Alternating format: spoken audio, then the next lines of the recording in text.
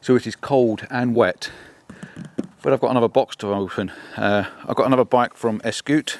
This is a Netuno Plus e-mountain bike 2024. So I've had a Neturno before. I've also got the Neturno Pro that I use all the time, which I love. But this is the Netuno Plus. Let's open it up, see what's in the box, and then we'll get it put together. And then I'm going to take it out for a bit of a ride, but that'll be a different video. First of all, let's get it assembled. So Eskute make many different bike. I've got the Little Star, which is a fantastic little bike. And I've also got, like I said, the Neturno Pro, which is a really good bike. A little bit more expensive than the other ones, but it is a pro bike. It's got a mid-drive. This is the Plus, and it's got a rear hub, 250 watt Bifang motor in the back. And we're going to start off with having a little nose in this box and see what we've got in here, just to let you know what's inside and what we're getting. Of course, we've got our toolkit, standard toolkit. Comes with all the Allen keys and the spanners and wrenches and things for assembling the bike and taking out on your ride. You've got the little stem that goes in the front wheel with the locking pins on it, and it's a quick release, so you can take your front wheel on and off. You've got some screws, that'll be probably for your mudguard. We've got a stand to attach, which is quite nice, having a side stand. And we've got a set of pedals which you have to put on, which is quite simple. We've got our power pack for charging. This is a 42 volt power supply, and then we've got our instruction manual, which we don't really need, and a couple of zippy ties and cable ties just in case we do need a cable tie. So let's put that to one side for a moment. There's going to be lots of foam padding. They do like to make sure these things are well protected, and they come really well protected in the box, so the box gets bounced around a little bit in transit and you don't want any dents and marks and scratches on it. We've got a seat sitting on the top there. This has got the same saddle by the looks of it as the M100 that I've just reviewed, and I'll put a link up in the corner so you can have a look at that. So this is a quick release, which is quite nice, and it's a really comfy saddle. I can already vouch for that. And it's got like a grab handle on the back, which is really good for moving the bike around when you have to carry it around. Let's have a look. Let's get rid of some of this foam, and then we can see what else we've got in here. You can already see we've got a rear rack on it, full mud guard. Looks like a rear light, which is quite nice, and handlebars and everything that are attached. You can see it's all cable tied together, so my advice would be have a small knife and maybe a pair of snips, just so you can snip these cable ties off and get to what it is you want to look at, rather than a knife, because if you use a knife and you cut through the tyre, you're in trouble. So you're better off having a little pair of snips and just snip them away. So we've unwrapped it, we've stripped all the foam back, pushed the box down to one side. All we've got to do now is assemble it. So we've got a mudguard to fit, pedals, seat, front wheel. Front wheel is probably the hardest part. Handlebars have to go up as well. Then we're ready to ride it. It should be as simple as that. The battery's already integrated into the frame. Very nice little battery. They're hidden away sort of quite nicely so you can see them, with a key lock to lock it in, and the keys are attached to the handlebars as always. Right, so let's get this put together. I'm going to quickly talk you through it as we do it. So I've got everything laid out. You notice that the continuity of the change of shirt. I got a little bit hot and sweaty in that shirt. It was a bit embarrassing, so I had to change my shirt to something a little bit more normal that I would normally wear. Recommendation: get the bike flat on the cardboard. Everything's laid out on the cardboard. We've got everything unpacked, everything laid out around us. We've got our toolkit, the toolkit that they sent us down in this box, and I've also got some of my tools as well. I just found it's a little bit easier with the longer Allen keys. These are great, they do work if you haven't got any tools. These are perfect for if you haven't got any tools, but they are ideal for taking with you on your trips. But I've got some longer ones there, just makes it easier. And I've also got a little wrench as well, just so I know I can do the lock nuts up. What I'm going to try and do is do this slightly differently. I'm going to try and put the stand on first, because I think it might help me balance the bike. So again, we need our Allen key, undo the screws in the front, which are already loose, and then we're just going to slide that on the back, and hopefully it'll stop this from falling over while I'm working on it. I don't normally put this on first, but I'm going to give it a go and see if it makes any difference. Screws out, and again, working on the cardboard, if I drop things, you can actually see them. I can literally undo them, drop them on the floor, and I know they're there.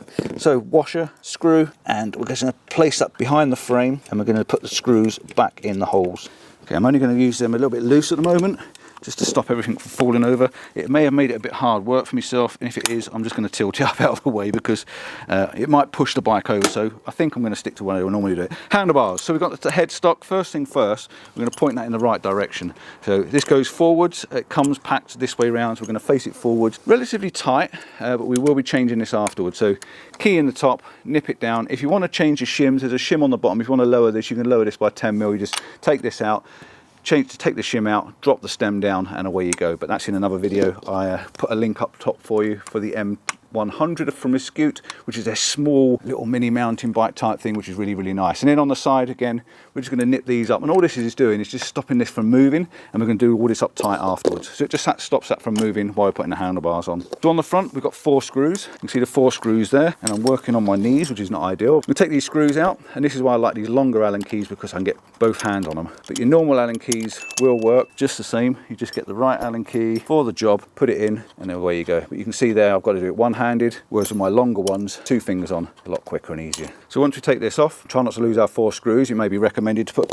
maybe 3 of them down on your cardboard where you can see it. We want 1 screw, set of handlebars. Going to make sure they go on the right way around and make sure all our cables are loose and free and they don't not all twisted and turned up. Gears are on the right hand side, and your power supply is on the left hand side. And what we're going to do then, we're going to slip this on. We can flip the screen out of the way. We're going to put 1 screw in, twist it with the fingers, and we're just going to spin that in. And this again, why I like the long Allen keys, because I can just spin that in very quickly, and that's just going to hold that in place while I pick the other screws up and put them in. A small recommendation when I do this, I always go diagonally, so I go top left, bottom right, bottom left, top right, you know what I mean, corner to corner. And again, we're just going to do these finger tight. We don't need to do them up tight at the moment because we need to line up everything and make sure it's all in the right place. So once we've got them in place, we're just going to make sure that they're in the center. We're going to tilt our handlebars just to get them in the right position, and then we're going to nip them up. So on the top here, if you can see, I don't know if you can see this, on the top there's a small number there. It says 5 Nm. This is the power, the pressure, the 5 Newton meters of torque. That's supposed to be the torque setting for this.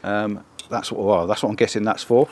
5 Newton meters is not a lot, so it just means they need nipping up. Then you can see the screen's quite loose as well, so we go for our small Allen key, and underneath here there's 2 screws. It's a plastic mount, so again, you don't want to be too strong and too crazy with it. We just nip that and screw that up a little bit tighter, so you can see the plastic just pulling up, just to stop that from spinning while you're riding. But again, don't over tighten it because it is plastic. All you want to do is just stop it from moving around. You can still move that if you need to, but that just gives that a little bit of tension. Okay, the next thing we want to do is fit our mudguard. This is a lesson learned. I normally fit the front wheel and then realise the mudguard doesn't fit because I'm not used to having mudguards. So we're going to put our mudguard in and our light. This goes in the front here. You've got a screw, Allen key screw, and you've got a lock nut. This is why I've got my little wrench. It does come with a 10mm spanner which fits the key, but the wrench will be a lot easier. So with this, we go through our light. Now slide our mudguard in and up, and it goes through the mudguard, through the frame, and then we put our nut on the back, and this is where you need lots of fingers and thumbs. Screw it up till it's finger tight. Then we need to get our Allen key in the front, and then this is where my wrench will come in handy,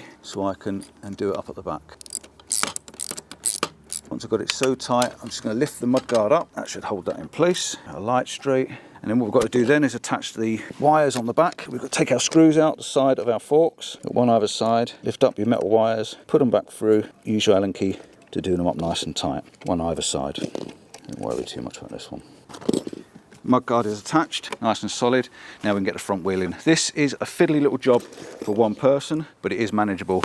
The disc has a little arrow on it, which means it goes this way around. The rotor is a 160mm disc, so this goes this way around. We've got to put our, whatever you call this thing, I call it a stem, I don't know what it's called, to be honest. It's probably in the instruction manual, but I don't read instruction manuals because I'm dyslexic. Yeah, so we take the nut off, try not to lose our little washer and our spring. So nut comes off the end, spring and washer comes off, and again, working on the cardboard means we won't lose it. Poke it through the hole, and on the other side we put our washer with the little locking pin inwards. We put our spring back on with the tapered end in, and then we push our nut back on and just start to screw it and get it started. Then we've got to slide this into the wheel. This is where it becomes a little bit more fiddly. On the bottom here, I'm going to rest this on my leg just so you can see what we're doing. So on the bottom here, if I'm not talking to camera, it's so much easier. There is a retainer stud just to protect the bottom of this. So that comes out and that's just spares, it goes in the box. So you take your wheel, slide our wheel in, and again, this is definitely easier when I'm not talking to camera. Our disc goes between our pads. All you got to do is make sure that this little locking tab goes inside the hole. So you just need to make sure your little washer goes round and drops into the hole. Same on the other side. Spin that round and make sure that that goes in to your little hole there. That locks the wheel on, and the wheel can't actually come off even though these are undone. So now what we've got to do now, turn this a little bit tighter, and then on the other side you've got our lever. You can see it's still loose, so we just spin it up until it goes tighter, starting to get some tension on it, and you just want it to, you don't want it tight, you want it to go tight when you put it into locking position, which is something about there. Another half a turn, that now will hold the wheel in nice and tight. Once the front wheel's on, the stand will then do its job and probably keep the bike upright. Let's just make sure it doesn't fall over on me. So the next thing to do then is to fit our pedals. These are here. I'm just going to reach over. Our pedals are left and right. They have an L and an R on the ends there, R and L. They relate to obviously the side, so the right's going to be on the right hand side, the left's going to be on the left hand side. And what Eskute have done, which is quite nice, you can see here they've got the pedal R and it says tighten this way, because each thread goes a different direction, so that just makes it a lot easier for you to work out which one goes where, because that's going to go in that way, and we use our spanner that come with it to tighten it up. 15mm spanner, spin it round till it goes all the way to the end, and this is where you want a good bit of tightness on this, because you don't want the pedals coming off when you're cycling along. So get your pedal into a position where you can get it round, give it a good tug and just stiffen it up. And then your left hand pedal, this goes the opposite way round. So on the side you can see we've got the arrow again down here, and the arrow goes the opposite way. So this is a left-handed thread and it goes the opposite direction. A little bit fiddly because you have to turn the nut on the inside of the pedal, because obviously the pedal goes round on its own. And again, we're using our 15mm and just spinning it on, and make sure these are done up nice and tight. So I've got 3 screws and 3 washers in a little bag. I'm not quite sure what they're for, but when I find out, I'll let you know.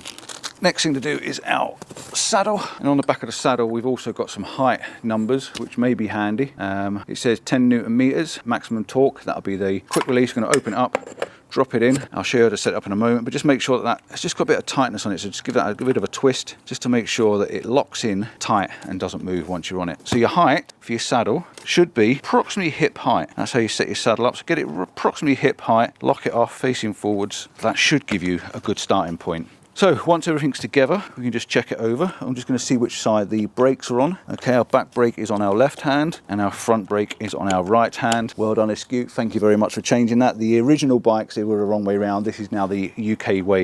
It's quite nice. Now, another thing we want to do is just set our handlebars and everything up now properly. So what I'll do is I'm going to pick up my 2 spanners. All right, so now once I've done it, I'm going to climb on. As you can see, this is quite a tall bike. I think they recommend 5'1" to 6 foot. I think something like that, but I'll put it up on the screen for you. Yeah, it's got front forks, which we can see there, and I just want to make sure everything's tight before I move. So riding position is roughly where I am now, so my palms are quite nicely on these flat pads.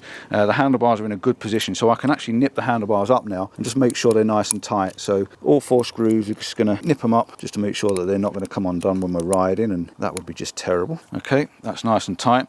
We're going to also make sure our headstock, or our, whatever you want to call it, is tight. So I'm just going to slacken those off, give that a good turn, and then I'm just going to lock these off. And you'll find in your instruction manual there is a small black plastic cap that goes in the top there to stop the water going in the top and making that screw rusty. So we're going to nip those up nice and tight. Again, don't over tighten anything and thread the screws, but when you do one up, the other one will become looser, and as you do that one up, the other one will become tight, if you know what I mean. So we'll pinch them up. Handlebars are nice and straight, lined up with the front wheel, and you'll see more when you're riding. Again, the next thing to do also is to make sure your brake levers are in a good position, so they're not bad for riding.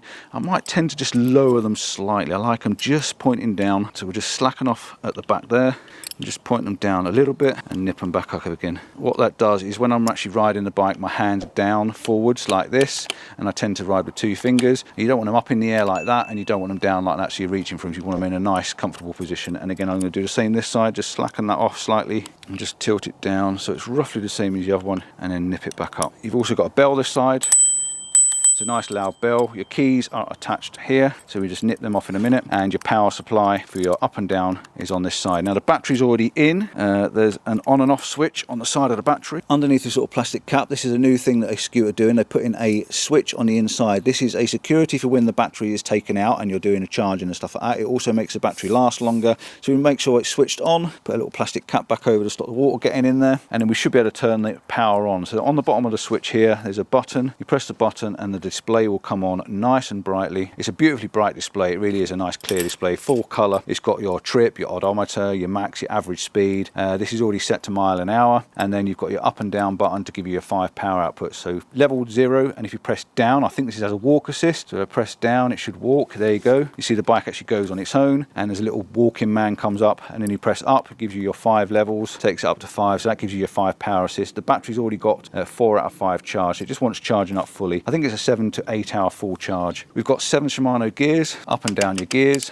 Make sure you're pedaling when you're doing it. On the back, we'll get our 7 Shimano gear, our sprocket and our derailleur. All Shimano again, which is really, really nice. I know on my Plus bike it wasn't Shimano. I've had them changed personally now. I've put them back to Shimano's because they're much nicer gear. We've got a good flat pedals. They're quite nice with little knurls on them, stop your feet from falling off. Quite nice with reflectors as well for on the streets. They've got a chain guard, which is nice as well. Stops your trousers getting tucked into the chain. And this is an anti-rust chain, I think this is, which is quite nice. They are mechanical brakes. The mechanical disc brakes, again, front and rear disc, 160mm discs. The rear hub, there's your motor. That's your 150 Bafang motor, 36 volt. But yeah, they are mechanical brakes. They're not hydraulic. Your stand is on the side. The stand, you can see there is loose. So we just need to just nip that up and make sure that's nice and tight. And what I would recommend is going around the whole bike and making sure every nut and bolt that's on the bike just done up tight, just to make sure that everything's tight. Because if this was done on a Friday and the guys wanted to leave work early, they may have forgotten to do a nut up. And that's something I've learned over the years with cars, bikes, motorbikes and everything. Just go around and just check all the nuts and bolts to make sure everything's tight. It's got a back light on it as well, which is quite nice. So on the bottom of your up and down button, there's a small button on the side. So you just press that button and you'll see on the screen